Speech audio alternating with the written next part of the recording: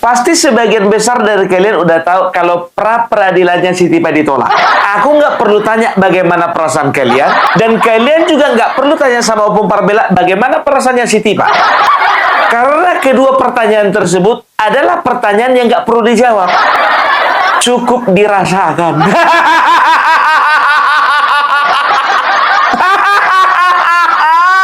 Aduh nasibmu Tipa. Bayangkan kalian sebetulnya yang di dalam angan-angannya, ya dia kepingin seperti Roy Suryo. Pra-peradilan pertama Roy Suryo lolos. Begitu si Tipa langsung keluar surat edaran dari Mahkamah Agung. Langsung keluar. Sial kali perasaannya. Dan tahu kalian apa tanggapannya tentang surat ketika dia kalah Prapit ya, dan juga dia tahu mengenai surat edaran dari Mahkamah Agung. Apa dibilangnya? Kita akan godok ini dan kita akan bawa ke Mahkamah Konstitusi. Kuperhatikan ya, kuperlihatkan dulu sama kalian bagaimana mukanya si Tipa ketika dia di dalam kekalahan. Aduh. Menyatakan permohonan pra-peradilan Dr. Tifa tidak dapat diterima. Dalam pertimbangannya, hakim memutuskan permohonan pra-peradilan gugur demi hukum dan mengabulkan eksepsi termohon. Dengan putusan ini, Dr. Tifa bisa kembali disidang terkait kasus dugaan fitnah ijazah palsu Presiden ke-7 Republik Indonesia Joko Widodo.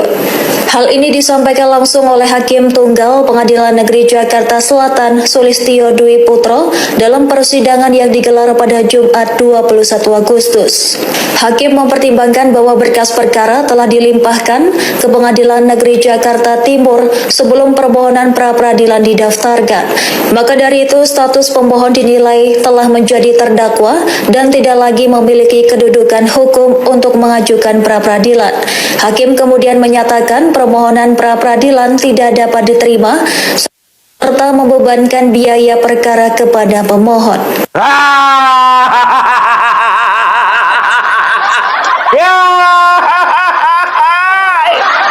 Aduh. Ya, kalian perhatikan dulu mukanya tadi.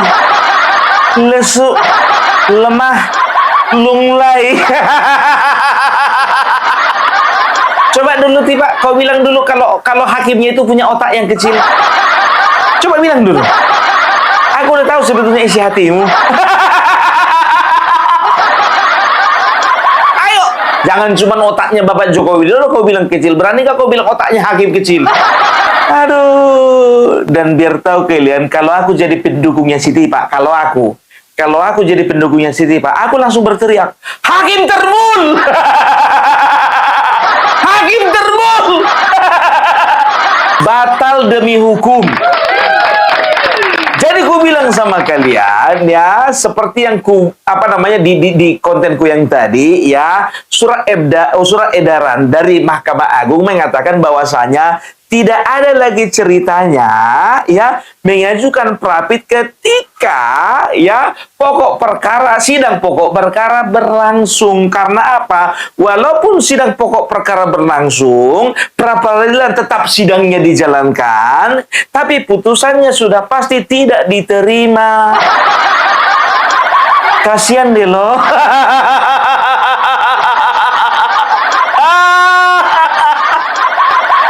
Dan tahu nggak kalian ketika ditanya wartawan apa katanya? Ini bukan ditolak, cuman telat aja mengajukan pra-peradilan. Telat mendaftarkannya. Ini cuman perkara administrasi. Tipa, gue cuman mau bilang sama Allah, bodoh amat. Mau bilang telat kek, yang penting nggak diterima. Pra-peradilan Prapitmu nggak diterima, ditolak. Jadi saya tambahkan sekali lagi ya bahwa mau kau tambahkan sekali lagi kek, 5 kali lagi kek, 100 kali lagi kek, bodoh amat. supaya seluruh media dan masyarakat Indonesia memahami betul ya langkah-langkah yang dilakukan oleh saya dan tim pembela Dr. Tifa ya, tim advokat saya, bahwa memang dari awal kami sudah mempersiapkan untuk sidang pokok perkara. Tapi mengapa kami kemudian mengajukan pra-peradilan? Karena memang ada sesuatu yang dibelokkan. Sekali lagi ada sesuatu prosedur hukum yang dibelokkan ya. Ada sesuatu yang bisa diulur-ulur gitulah. Ada sesuatu yang bisa diulur-ulur. Tapi sayang sekali saudara, ya, sudah keluar surat edaran dari Mahkamah Agung. Batal deh ngulur-ulur.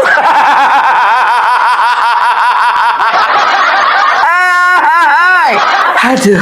Karena jelas amar putusan tidak ada pada pasal 75 ayat 4, tapi ternyata ada. Dan kalau teman-teman memperhatikan dengan seksama, hakim ketika memutuskan bahwa pengajuan pra-peradilan kami itu tidak diterima, itu bukan dari sisi itunya, tapi dari sisi administratifnya. Tapi dinyatakan terlambat, itu aja. Jadi bukan pada sisi kami ingin membenarkan itu. Maka, sekali lagi, perjuangan bukan soal perjuangan saya pribadi, tapi perjuangan menegakkan keadilan dan kebenaran. Karena bagi kami, pasal 75 ayat 4 yang digunakan itu, yang tidak sesuai dengan amar putusan, itu menggantung dan perlu sekali ada peninjauan dari sisi hukum. Menggantung. Katanya apa tadi? Ini bukan perkara masalah masalah daripada pra-peradilannya, pengajuannya. Ini cuma masalah telat daftar aja. Aku bilang sama kau, ya, ketika kau mau mendaftar diri jadi PNS, ketika kau daftarnya telat, ya, artinya apa? Kau nggak bisa mengikuti ujian. Apapun ceritanya. Begitu juga kalau misalnya contohnya, ya kan, kalau misalnya kau mendaftar sekolah pendaftaran terakhir tanggal 20, kan begitu. Nah, kau mendaftarkannya tanggal 30. Gimana ceritanya bisa masuk? Kan begitu. Apapun ceritanya, ya, kalian itu tetap bersalah. Karena apa? Ya, Roy Suryo dia pra-peradilan dulu baru mau masuk ke sidang perkara pokok. Nah, kalian sidang perkara pokok setelah itu mau masuk pra-peradilan. Boleh sih, boleh. Tapi sayangnya surat edaran dari Mahkamah Agung udah keluar dan kalian tidak menyangka itu. Dan kata Roy Suryo ada intervensi hukum. Kasian kali, Bah. Kalian tengok dulu, biasanya dia senyum-senyum.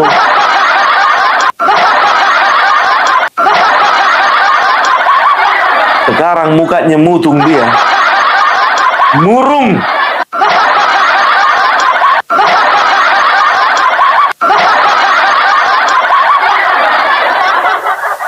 Kami nggak salah, kami terlambat.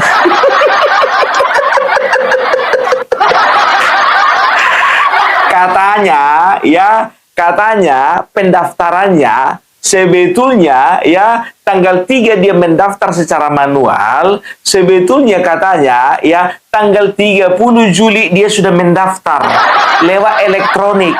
Dan sekarang yang disalahkannya sistem pendaftaran elektronik. Ngarang terus. Emangnya kita bodoh? Yang namanya sistem pendaftaran online kah itu, ya kan? Pokoknya apapun yang berbicara online, kalau misalnya sudah klik katanya begitu, ya berarti di sana sudah tersimpan, ya, sudah terdaftar. Kalau memang sudah diklik dari sini, tapi di sana belum tersimpan, coba periksa dulu, teliti dulu, entah kaunya salah mengklik atau belum kau klik, atau orang lain kau suruh, kan begitu. Ini jangan kau salah-salahkan orang gitu loh. Ini kau salah-salahkan aparat penegak hukum, kau salah-salahkan aplikasi, kau salah-salahkan sistem pendaftaran elektronik. Kalau kau memang serius, kalian memang serius untuk mendaftarkannya ini, ketika sudah mendaftar secara elektronik, harusnya dipastikan dong pendaftarannya itu sudah finish atau belum. Putusan yang disampaikan oleh Hakim Tunggal tadi, ya, bahwa yang diputuskan itu persoalannya hanya soal administrasi. Kami itu dianggap telat mengajukan pra-pid karena tanggal 3 Agustus 2026. Padahal senyatanya kami sudah mengajukan pra-pid tersebut di tanggal 30 Juli 2026 menggunakan e-court. Nah, tetapi kemarin begitu juga kau bilang kau hadir di pengadilan, sementara lawyermu mengatakan bahwasanya kau terhalang kemacetan gara-gara ada truk terbalik. Ya, kau itu udah terlalu banyak mengarang di negara ini, terlalu banyak. Isi otak Bapak Joko Widodo lah kau karang-karang. Neuroscience lah, neuropolitik lah, spirituality lah, semua kau karang-karang kawan. Jadi susah kau untuk dipercayai, fisiknya baru kami masukkan di tanggal 3 Agustus 2026, tapi yang dihitung menjadi keputusan tersebut adalah pada tanggal 3 Agustus 2026 ketika keputusan untuk penetapan sidang pokok perkara sudah dijalankan seperti itu ya. Jadi ini persoalan administratif aja dan sekaligus juga sebagai sebuah koreksi ya, sebuah review notis bagi aparat penegak hukum di sini. Jadi kalau Anda memberikan fasilitas elektronik tapi yang digunakan tetap manual, lalu apa artinya menggunakan elektronik ya menjadi beban negara? Udah dicabut aja elektroniknya, pakai manual aja gitu ya, sehingga jelas. Ngarang. Ya dipastikan dong, dipastikan. Ya jangan jangan sistem elektronik yang ada di negara itu yang kau salahkan. Kau periksa sendiri apakah memang itu sudah beres kau bikin atau memang kau cuma sekedar ngarang kau. Hanya menutupi kemaluanmu. Sebentar dulu Pung Parbelak. Sebentar kayaknya ada yang salah. Menutupi rasa malu Pung Parbelak. Rasa malu. Kenapa harus kita bahas masalah kemaluan ini? Kok kalian perpanjang? Bukan kami yang perpanjang Pung Parbelak, kan kau yang mulai. Oke, aku ralat. Rasa malu. Aduh, yang disalahkan. Jadi orang ini begitu tuh, ya kan? Apa yang terjadi sama mereka, tetap yang disalahkan Bapak Joko Widodo. Kan begitu. Mereka yang daftarnya kurang cepat. Bahwa sistem elektroniknya yang dipersalahkan. Dan juga biar tahu kalian katanya, mereka akan bawa ini ke Mahkamah Konstitusi. Disalahgunakan itu maka akan menghasilkan banyak sekali kerugian bagi negara kita, bagi seluruh masyarakat. Karena anda supaya tahu ya bahwa sidang ini dibayar oleh APBN, oleh keringat kita, oleh pajak kita, ya keringat dan darah kita. Maka kita harus betul-betul menjalankan itu dengan baik. Maka insya Allah dengan Bismillah kami akan menggodok dari materi judicial review. Kami juga akan paralelkan nanti untuk maju kepada sidang Mahkamah Konstitusi demi untuk rakyat Indonesia. Serap. Demi rakyat untuk rakyat Indonesia, cerot, pret. Apa-apa demi rakyat, apa-apa demi rakyat. Nggak perlu rakyat ini kau perjuangkan, nggak perlu. Karena kami masih bisa memperjuangkan kami mau makan apa besok. Kami masih memperjuangkan bayar angsuran kami. Kami masih memperjuangkan bayar angsuran kami. Kami masih sanggup untuk membayar ya hutang-hutang kami sehingga rumah kami nggak ditarik. Gak perlu kami diwakili orang-orang seperti kalian. Gak perlu. Demi rakyat Indonesia, cerot. Capek deh, capek.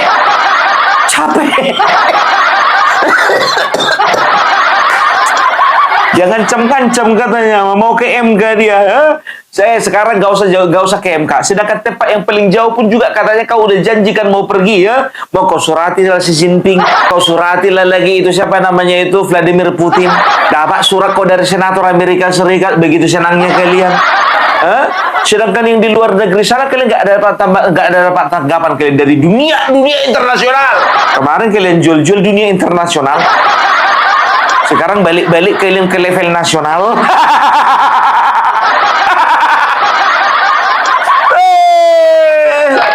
Makanya ya aku tahu ya yang ada di isi kepala orang ini sekarang, ya kan? Mereka pasti berpikir bahwasanya ada intervensi dari negara, ada intervensi dari Bapak Joko Widodo, ada intervensi dari orang tertentu sehingga keluar semai ini. Kan begitu? Nggak ada yang kira-kira sampai segitunya gitu loh.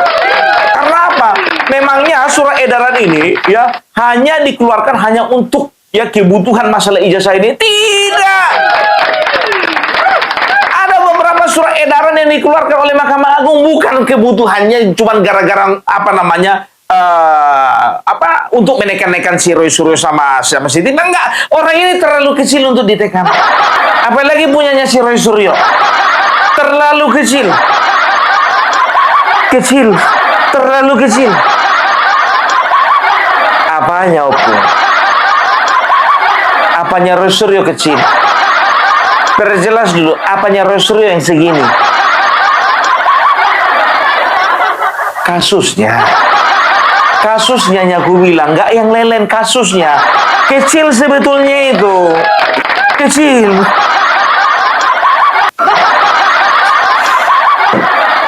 Ya? Kecil.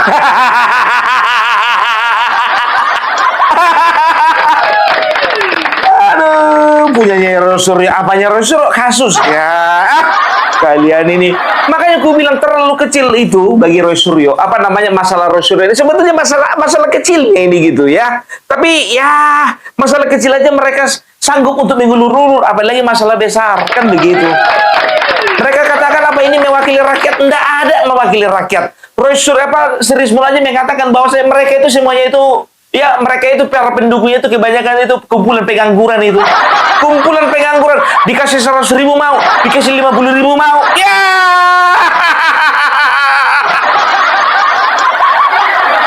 Aduh, tapi kita dibilang termul coba. Ya, kita yang belain Bapak Joko Widodo bilang termul. Kita itu bukan ternak itu dikasih. Justru kita memberikan apa yang kita punya bagi apa yang kita bela. Yang kita bela adalah kebenaran, yang kita bela adalah kejujuran, yang kita bela adalah informasi yang sebenar-benarnya. Ya, jadi ada harga yang harus kita bayar, kan begitu. Seperti Opung Parwil dan teman-teman Nusantara, YouTuber Nusantara lainnya, iya kan? Kita katakan kalau kita kawani Bapak Jokowi ini, kita kawani. Biaya sendiri kawan. Itu yang kita bela, ya. Makanya aku bilang kayak Roy Suryo Tipa dan teman-temannya, ya. Itu sekarang lagi bencana alam di NTT, lagi udah bencana alam, ya. Apa yang sudah kalian lakukan sama mereka? Jangan ngomong besar kalian. Kalian bilang ini untuk negara, ini untuk bangsa, ini untuk rakyat, ini untuk masyarakat. Apa? Pret. Sedangkan teman-teman kita yang ada di NTT pada saat ini sedang kesusahan. Apa yang udah kalian bikin? Omong besar kalian, omong besar ya. Mendingan kayak Opung Parbelak. Nggak pernah Opung Parbelak mengatasnamakan rakyat Indonesia. Nggak pernah. Tapi ada tindakan, ada aksi nyata. Jadi Opung Parbelak mau sampaikan sama kalian ya. Terakhir yang Opung terima informasi ada sekitar 98 juta. Makanya aku bilang orang-orang seperti ini minta maaf ya kalau aku katakan ya model-model Tifa, Roy Suryo bagiku ini nggak selevel dengan Bapak Joko Widodo. Bapak Joko Widodo tahu kalian kemarin di Solo anggota DPD ya banyak anggota DPD beramai-ramai Dewan Perwakilan Daerah beramai-ramai datang ke rumah Bapak Joko Widodo. Datang beramai-ramai biar tahu kalian mau ngapain ini. Dari partai mana? Non partai. Kita lihat.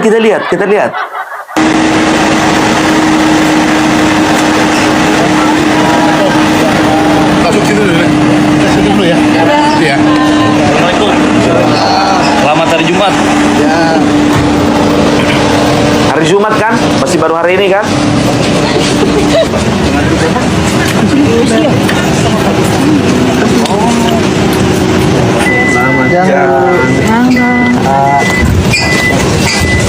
Ini Julianus Hanok. Halo, apa kabar? Bu Merlin. Bu Merlin istri ya. Pak Yunus ini. Ini Pak Julianus. Pak Julianus Hanok, tapi Ibu Merlin Istrinya. Ibu Jokowi. Iya.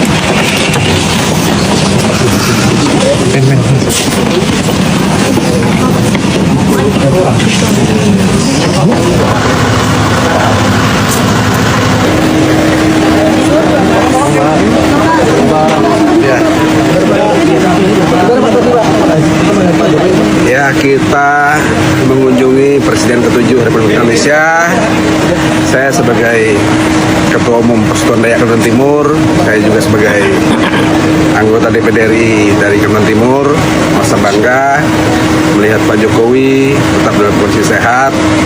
Beliau orang yang baik ya, dan kami sangat banggakan ibu kota negara bisa dijadikan Kalimantan atas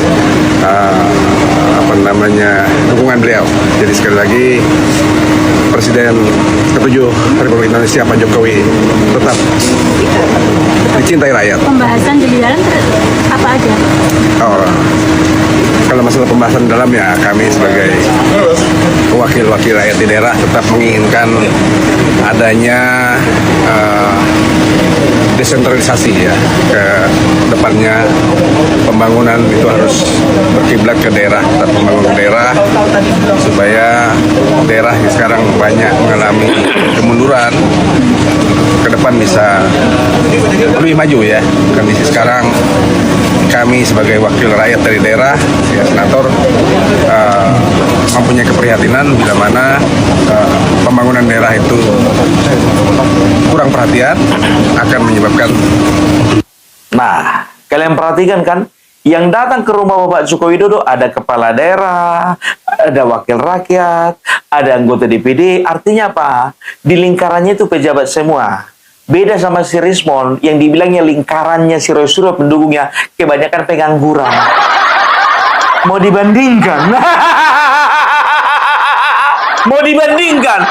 Nggak level! Nggak level lah ya. Enak aja mau dibanding-bandingkan. Wong kong ngene kok dibanding-banding ke. Saing-saing koy, yo mesti kalah. Nek kalau udah pasti kalah, jangan dilawan. Nek kalau misalnya kalau kita tidak mampu mengukur kekuatan lawan, jangan melangkah. Kalau kita sudah lihat kekuatan lawan kita itu jauh, udah bandingannya langit sama tanah kuburan. Oh, jadi lawan, ngono lho. Ambiar. Nah, dan tahu nggak kalian, DPD dari Bali ya mengatakan katanya, ya ini ikut juga di dalam rombongan mungkin ya, dan dia mengatakan kita tinggal tunggu perintah Bapak Jokowi aja.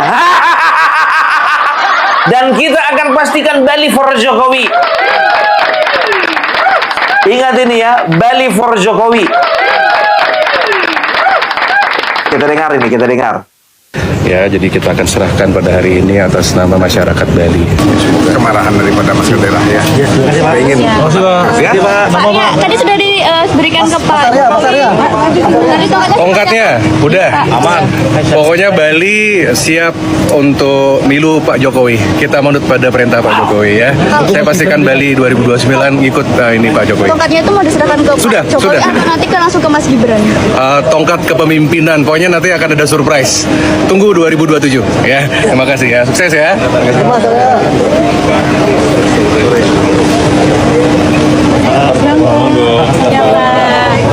Wih, keren banget. Keren banget. Ada tongkat kepemimpinan, tongkat Ganesha, iya kan? Nah, tongkat bukan sembarang tongkat. Tongkat yang diberikan kepada Bapak Joko Widodo besar kuasanya. Tongkat bukan sembarang tongkat. Tongkat yang dipegang sama Roy Suryo kecil ukurannya.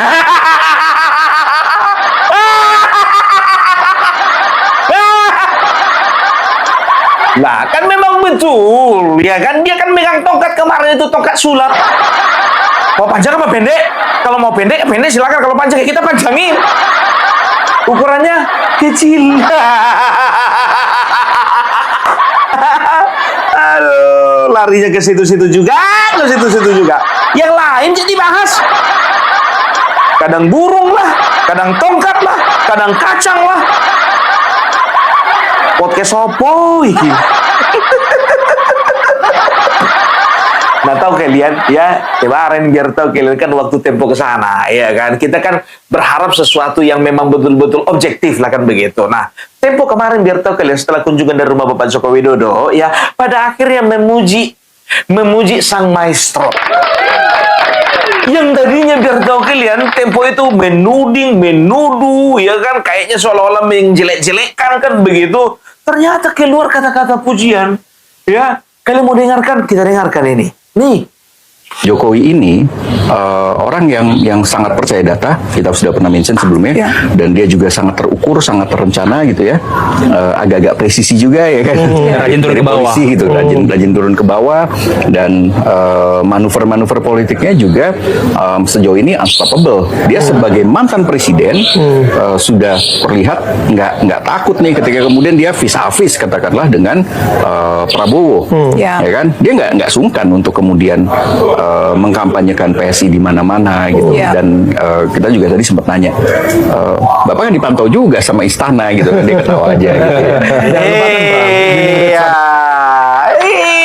itu dia, dipuji-puji kan, dipuji-puji. Itulah makanya dinamakan tak kenal maka tak sayang. Makanya kenal dulu kalian sama Bapak Joko Widodo, barulah timbul rasa sayang. Karena apa? Selama ini mungkin informasi yang sampai ke telinga kalian informasi palsu. Tapi sekarang kalian udah jumpa sama orangnya sendiri dan kalian udah ngobrol sama orang sendiri, ya kan? Dan kalian udah kasihkan gelas cantik kan? Diterima juga sama beliau kan? Itulah Bapak Joko Widodo. Dan Bapak Joko Widodo ini sangat percaya dengan data. Betul sekali. Kemarin biar tahu kalian ya, kalau beredar fotoku ya di media sosial yang lagi nunjukin HP sama Bapak Joko Widodo, di situ Opung Parbela nunjukin sama mereka, sama Bapak Joko Widodo, sama beliau ya, begitu banyaknya video-video kita ya, ada jutaan view yang nonton video ketika beliau ada di NTT. Dan salah satu dari antara kita ya ada memiliki video yang ditonton sampai 5 juta view. Dan itu ketika ditunjukkan sama Bapak Joko Widodo, nah itu beliau percaya dengan data. Selanjutnya apa mau ngobrolin apa? Ada deh. Mau tahu aja. Ya, jadi itu Luda Opung Parbela ya. Kita akan lihat bagaimana ya bergulirnya kasusnya daripada Roy Suryo dan juga Tifa ini. Oke? Itu Luda Opung Parbela. Salam NKRI, harga mati.